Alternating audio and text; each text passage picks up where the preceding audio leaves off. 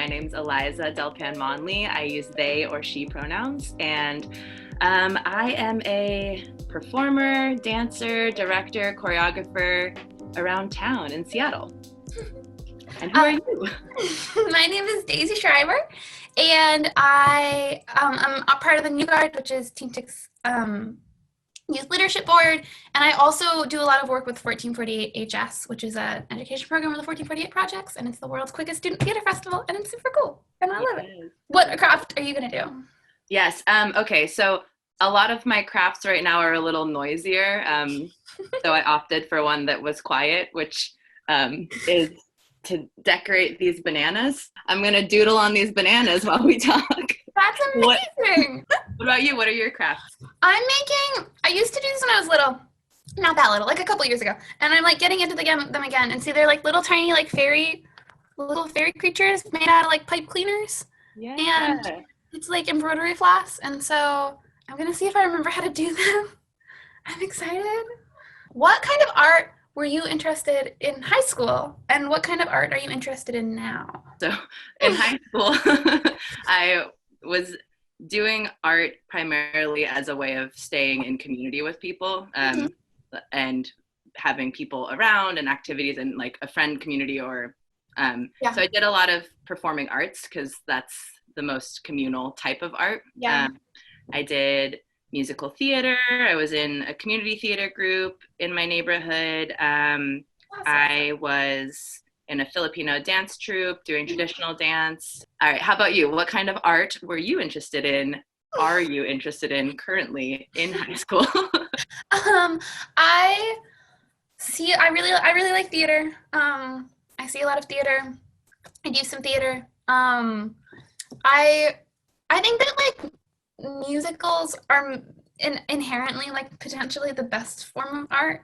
I really like you know how you go see a musical and you just feel a lot of stuff.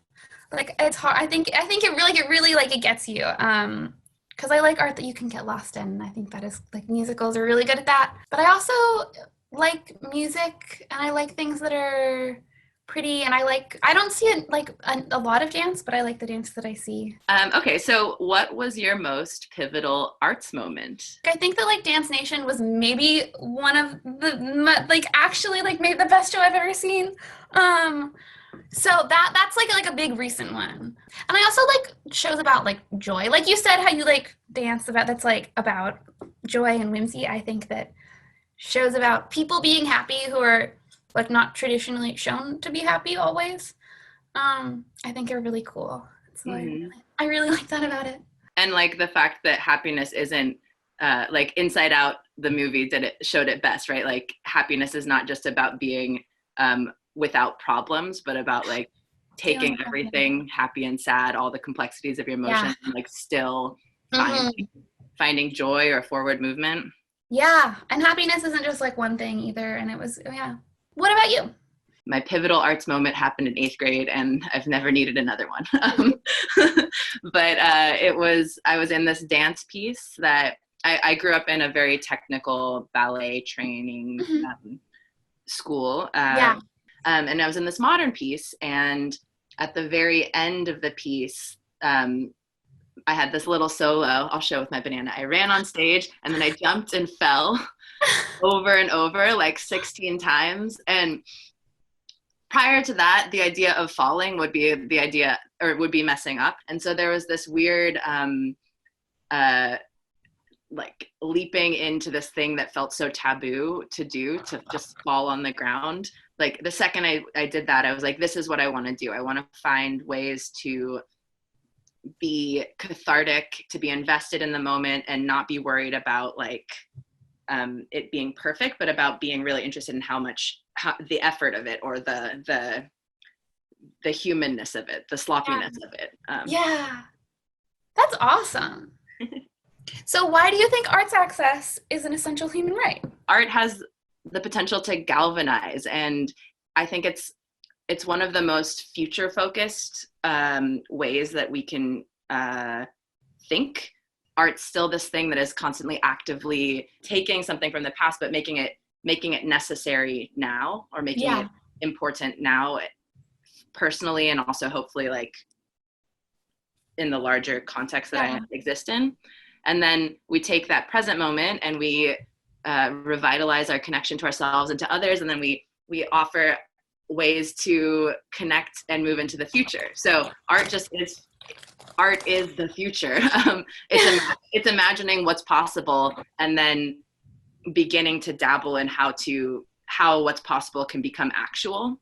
What do you think about art, essential human right? I think access to like stories and like people and learning about the world in the really specific way that like art teaches us how to think about the world and how to understand it is like I think it's essential, and I think it's really hard to be happy without like stories. I also think there's a lot to like seeing yourself in stories and feeling real because of that. Like I think that good art like makes people feel like just like less alone, and I think that feeling like there are other people who care about you and who are living a life like yours, or who are feeling things that are like how you feel is super, super important. Yeah, it definitely matters to see ways in which you're connected to other humans because they have experienced the world similarly to you. And yeah, I mean, like growing up, I remember like Leah Salonga, like seeing her on stage was really important to me, and was like, oh yeah, noticing that felt different, and I didn't have words for it until like much later in my life. And I was like, oh yes, it's because it was a moment where I was actually seeing someone that was Filipino on stage being a star, being centered, having their story told. And so I think it's essential. And I think we also, like you're saying, we need to expand who is centered in the stories and the art that we share and that we support. Why is it important for young people to engage in art in general, but specifically right now? I really care about art, and if young people aren't involved in art, then it loses its relevance, and it loses its importance, and it loses the stories that we should be telling, and it loses there's a lot lost, and there's a lot that is left out when young people aren't involved in art, and a lot of innovation that can't happen. I want art to be a thing for as long as forever. Art is super important, and it should be a thing forever. And it's only going to be a thing if everybody feels like they have a place in art, and as long as everyone feels like they have a place in the stories that are happening. And the way to start that is with young people. What about you? Everyone has something valuable to say and has a way that they could contribute their stories.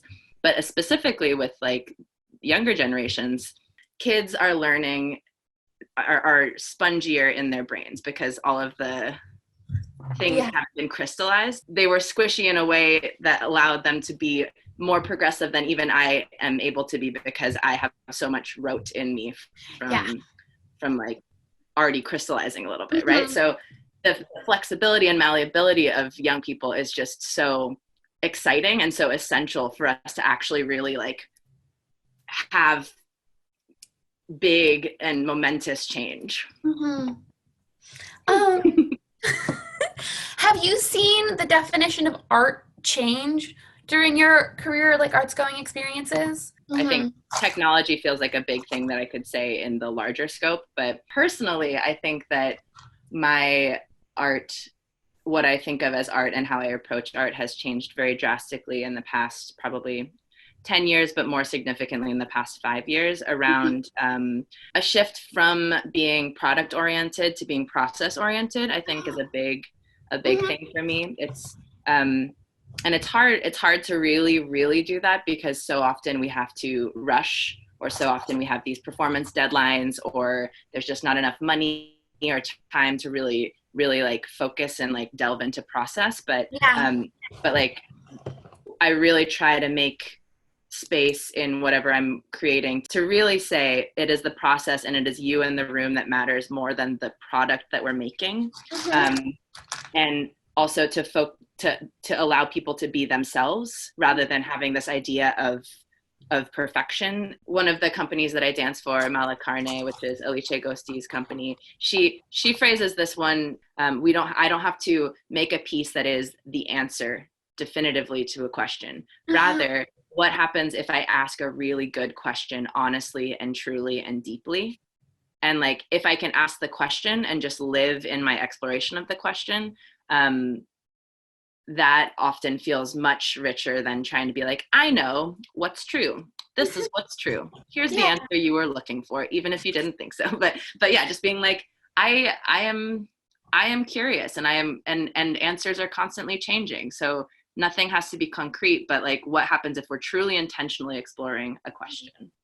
How have you seen art change, or the definition of art change? I guess when I think about art, I mostly think about like stories and narrative and all the different ways that it's possible to tell a story. And I think that's what I really look for. I think I look for like think about like stories and like community and experiences that we can have together. I think before I think about art as like the thing that happens, like the stuff that happens on the stage, or the stuff that is put on the walls by the artist. I have been thinking more about art being like the entire experience, and like I really like seeing art with other people. I don't like seeing art by myself, and like with a friend, and thinking about how like going to see art with someone else and like sitting in a lobby with someone else and talking about it after, and how all of that is also a component of the art that I'm seeing, or like leaning into somebody when like something gets like very intense on stage, you know, like all those little like interpersonal and community oriented things that we can't do right now. I've been really missing, and I've been thinking about how that is also like a core component of the art that I really like to see. What kind of art are you watching and engaging in now to sustain yourself? I've been reading some books, and I've been mostly reading books that like I read a long time ago. I'm rereading lots of books. Nice. And that's been nice. And I've been watching some TV, but mostly I've been talking to people and talking to my friends. And I think that people are art too. It's like nice to see faces right now. So I'm classifying that as art, and I'm classifying watching people talk and like watching their facial expressions as art.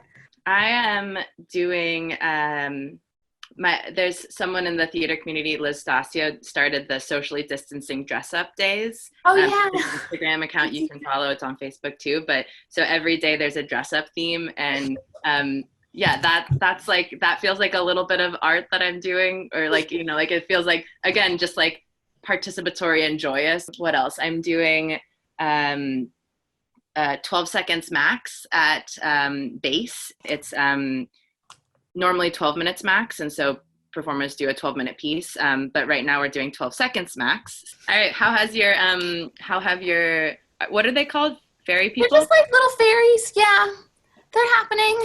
Yeah. I started a couple like heads, tiny little heads, and then I made another one, and then I just like kept making heads, so I have a lot of little heads right now.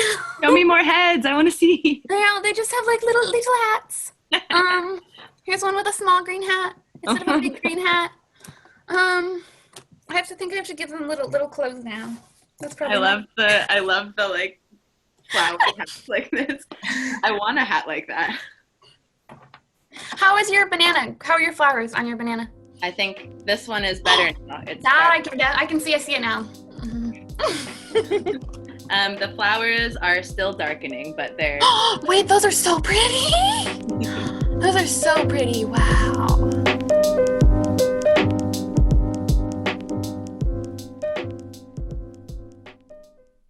There's the sexy baby robot sequence in Dance Nation, right? Break it down. So, you know, I had an idea for what that was going to look like, but really the way that moment is supposed to be is that it's supposed to be an unhinging and a coming out and a fissure of what each person needs, and like, it's not my job, or I would be doing a disservice to the characters in the show, but also to the actors in the play, if I was telling them their pathway to discovery. Like, it's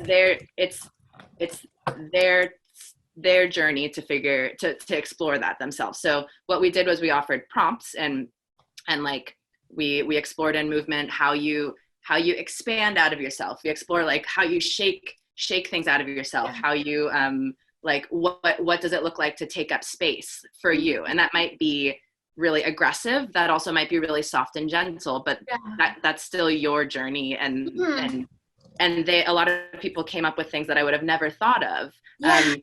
And so that's an example of like what the audience ends up seeing is 8 people on stage having, or 7 in that moment, 7 people on stage having like a really genuine exploration of themselves. And hopefully that connects with the audience. Like they can see that the process gave the actor a chance to really find their own story inside of the play. That's awesome. Yeah. Oh, that was such a cool moment every time.